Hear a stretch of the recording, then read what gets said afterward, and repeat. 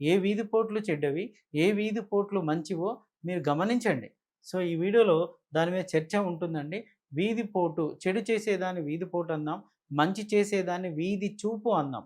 మంచి వ్యక్తిని కూడా చెడు వ్యక్తిగా మనం చెప్పొద్దు కాబట్టి, సో, మంచి చేసే వాళ్ళని వీధి చూపు అని, చెడు చేసే వాళ్ళని వీధి పోటు అని చెప్దాము. ఇక్కడ చూడండి, తూర్పు దిక్కు ఉందండి. తూర్పు దిక్కు ఉంది. మీకు తూర్పు నుంచి ఇటువైపు వచ్చి రోడ్ ఇటయిందనుకోండి.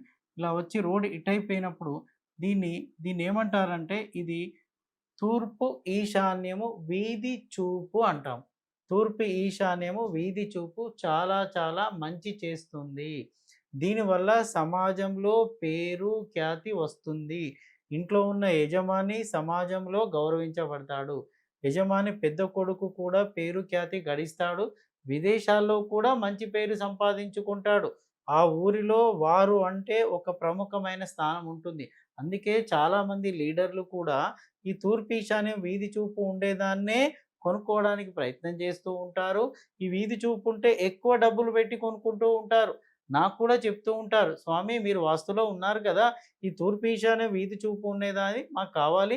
కాస్త వెతికి పెట్టరా" అని నాకు కూడా ఫోన్ చేస్తూ ఉంటారు.